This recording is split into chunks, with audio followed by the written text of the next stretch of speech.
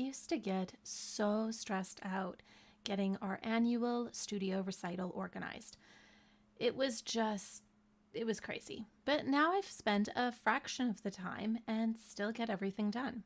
I'm sharing how to streamline and organize your recital prep so that you are less stressed, that it takes less admin time, and you can still put on a great event for everyone.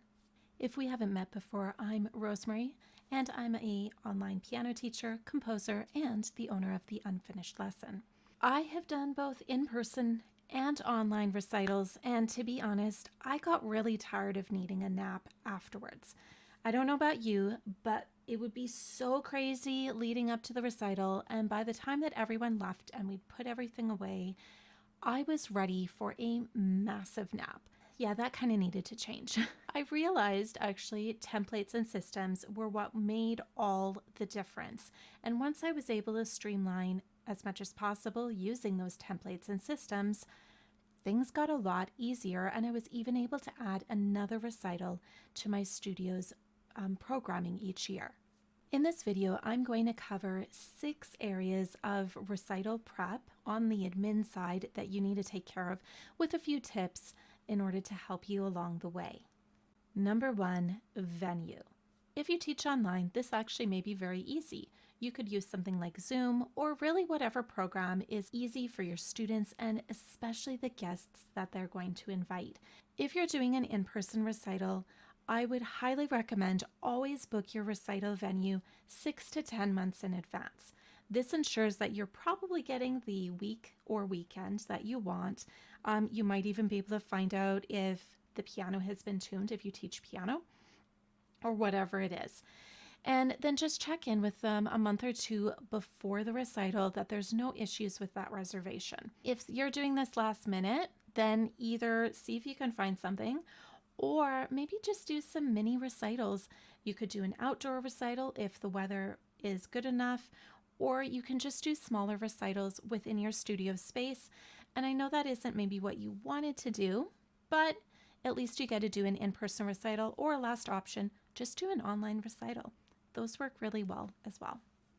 The second thing to look at is design. Now you might be thinking, whoa, Rosemarie, design feels like it's a little early in the process to be thinking. However, hear me out. Design, I like to make sure that there's a cohesive theme running from the invitation that gets sent out straight through to the program and any post-recital postcards or things that I send out. It gives it a more professional look. This is really easy to do in something like Canva, especially if you create a template that first year, making sure that your recital program is all great, and then you just copy it over, change the elements, the names and info, and you're done. The first year I did my recital program, it definitely took longer, but I mean, now I can basically get it done in maybe 5 minutes. The invitation, same idea. And the post-recital postcards that I like to send out, that's the same thing. So again, it gives it a cohesive look and it keeps it looking professional.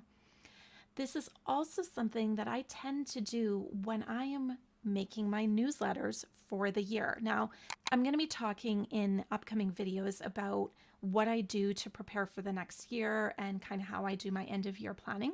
So newsletters are part of that. But when I do the newsletters, I also like to make sure that my recital invitations are ready to go. I've already set those dates. I've already got the invitations and everything ready to go. All I'm doing is just tweaking a few details once it gets closer to those being sent out. It takes a lot of pressure off of me during the school year. Life happens. And so if you can create a cohesive design, and then again, just copy that year to year, it's going to make your life so much easier. Third thing is repertoire. That's something else that we need to start fairly early on in the process because we don't necessarily want our students learning a new song just a few weeks before the big day. A few things to keep in mind. Who is providing the repertoire? Who is deciding what options your students get? Is it that they can just tell you any songs that they might like to do? Or do you maybe have a theme for the recital and you're giving them a few options that they're going to choose from? Think about who's going to provide the repertoire that's going to determine what goes on your to-do list. You also need to think about backup videos. Now, whether you're doing in person or whether you're doing online, I highly recommend having recital backup videos. One, they are a great way for students to practice their performance before they're actually performing.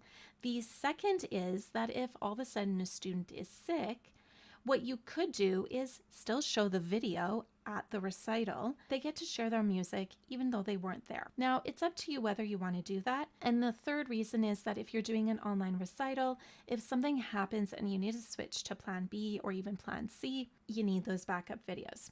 I'm going to show you what it looks like for me to track this. It's pretty easy. So here we can see I've got just a very simple spreadsheet. It's actually just my recital checklists. So studio recital backup videos, and it's just the songs. I write down by family name because usually I'm teaching the students, back to back. So family, their name, and once I have the video, I just check it off. And so at the end of this, I would have all of these checked off. And that just lets me know if I'm missing anything. Sometimes a student will get really stressed out in lesson. They aren't happy with the recording. So what I'll do is I will keep a recording and then let them know, if you send me a video by X date, then I'll use that one instead. It means that I'm not chasing after them for a different video. We always do our recordings in lesson time. You do not want the administrative headache of trying to track these down. Been there, done that. Do not recommend it. The last thing in terms of repertoire, and I've talked about this a few times in terms of our recital series we've got going on, is how are you going to make the practice fun? Something like 5 ways recital prep activities is a great option. Again, it's easy for you. You're just going to give the PDFs to your students. They're going to choose which ones they want to do. And by the way, these make for great social media, which means that you're marketing your recital before it's even begun. The fourth thing we're going to look at is attendees. We want to be able to have that our students can share this big day, this wonderful day, with the people that are important to them. A few things to keep in mind. You need to have an RSVP date and let them know how they're supposed to RSVP to you. I used to not necessarily track this as closely, and then suddenly it would be like, well, I don't know if they're coming, or they're maybe they are, maybe they're not. If you're doing online recitals, I also let them know, if you're not on my list, you don't get in. Now you can use a checklist for tracking this. I'm going to show you mine. You'll notice that this checklist for attendees is very similar from what we had before. And so I just like putting the date there. That way if somebody's asking me, I know what it is. And as they arrive, I just put a check mark beside the name and any guests of that family. So you'll notice that the family, it might be the names of the family is in this first space, and then maybe both sets of grandparents are attending. By doing it this way, I know that I'm not rushing into starting the recital, but I'm also not taking too long because I think that somebody's going to be joining the recital late. A few other things to have on hand are phone numbers if you're doing in person or online, and that's for families. Most of my families, I can send them a quick text just going, hey, we're starting in like 30 seconds. Where are you? And that works out really well. I like also having emails for everyone else, and this is for online recitals. The reason for this is they get all the pre-recital emails. In terms of communication, you really do need to have everything organized and have ways to communicate with both the attendees who are within your studio and the guests. Number 5 is your notes, and I've talked a little bit about this already. If you're doing an in-person recital, having a clipboard is fantastic because you can literally just check things off as you're going through the event. You know what? You've got students or parents asking questions, or if you have any technology whatsoever involved, Murphy's Law may decide to come join the recital, in which case then you're dealing with tech issues at the venue while you're also trying to make sure that everyone is settled in. So just keep it simple and have a checklist. Your in-person checklists should include a list of all items that you need to bring to the venue. This is probably going to be the same every year, so it's very easy to print off and it's going to be right at the very top. Once you fill that one out, you're putting it at the bottom and you've got your list of attendees, and then you also have your opening and closing remarks. If you're doing the song intros or your students are doing the song intros, that might be another piece of information that you need. Now I'm going to show you what it looks like for me. Here you can see a sample of what my recital folder would look like as I have an online recital. I have all my recital backup videos in one spot. If your Google Drive is going to be a little full, you can just have this on your computer. My recital checklists are there, and then also my recital host and song comments. While my students do introduce their songs, I like to make sure that I have a couple comments so that in between the songs, I can say a few words as people are writing some compliments. Number 5 is communication. We need to communicate with not only our studio families, but any of their guests, what exactly this recital, like when it's happening, kind of our 5 W's. First, we're going to start off with our invite, which I talked about in design. You're going to have a thank you for RSVPing. I think it's really important to acknowledge when someone has sent that RSVP. It lets them know, yes, you got the RSVP, they are expected there, and you're excited that they're coming. The recital details. So this could be that when you send your thank you for RSVPing, that information is already sent out. When it comes to online recitals, I don't like sending the link that early. So it could be the location, the date, and the time. Then what I'll do is I have some other emails which go into a little bit more of the nitty-gritty stuff that they need to know. If it's an in-person recital, you're not going to need a link, but maybe they need to know where they need to park. Making sure that the program is sent. I like to send that 24 hours before, and the reason for that is there is always some sort of change.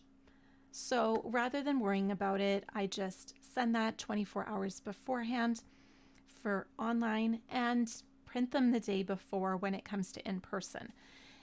If you need anything in terms of etiquette, you're concerned about what the etiquette or dress code or whatever it might be, just let them know what that is, and then whatever your backup plan is if it's an online recital. If you're doing an online recital, you also want to make sure you've got your recital reminders, so a 24-hour one and then 1 hour before.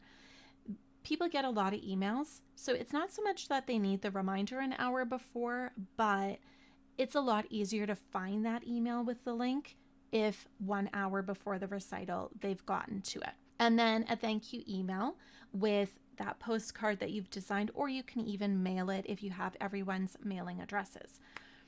So in terms of the communication, you're really guiding the experience right from the invitation straight through to the end and even after the recital. I template all of this and I automate it as well. So I make sure that things are scheduled out. It's very easy to create templates for these that you can use from year to year. I'm a really big fan of creating templates as you need them and then just making sure that you use them. You don't need a template or automate everything all at once. This is an event that's going to happen at least once a year, so you know you'll be using this information again. Number 6 is post-recital. Now, I've talked a little bit about these postcards, whether you're emailing them or mailing them. So that's for attendees. But I also like to make sure that I've thought about what are the post-recital activities we're going to do during lesson time. Students have spent so much time preparing that I think it's really important to make sure that there is some activities that are fun but reflective that they can do in that lesson after the recital before just, okay, we are done, let's move on to the next thing. So keep that as part of your planning, and this could be a spreadsheet or it could be a doc. It doesn't really matter what it is. Just write down a few ideas that you can either have students choose from or that depending on what level of student you have, you're going to be using these. While we've talked about different aspects of recital planning, here's the tips that I would definitely make sure that you use. 1, organize your piano recital with ease with checklists. Streamline this further each year by creating templates for each aspect of your recital prep. Set due dates for yourself so that it isn't a sprint to the finish. I use something called ClickUp, but there's like ClickUp, Asana, all sorts of different options. You can either use the checklists that I was showing in Google Drive or something similar, Or if you want, you can use something there where you can set due dates for yourself. If you're using spreadsheets within Google Drive, I would recommend set due dates in your Google Calendar or whatever it may be so that you know when you're getting each of those steps done. Many of these things can be done well in advance, so tweak them if needed. For example, I am making sure that I get a good amount of my recital prep done in June for the recitals in December and even in May. That may seem a little crazy, but once you have these things in place, it's actually not unreasonable to be able to do that. Here are 3 resources that will make your life a little bit easier as you're going into recital season. The first one is Everything You Need to Organize Your Piano Recital. This is an article. It goes into more detail, and while yes, the word piano is in the name, you can use this for guitar, voice, or any instrument that you're teaching. The second resource is How to Plan a Recital Without Stress. Now, this is a video here on the channel, and it goes into different aspects of the planning process than I covered here. And the third one is the 5 ways recital prep activities. The more that you can take off of your plate, and this is going to be through templates and systems on the admin side, but on the teaching side, the more you can take off your plate and keep it fun and lighthearted for your students, the better. These my students have loved over the years, and they've been a great hit in many different studios.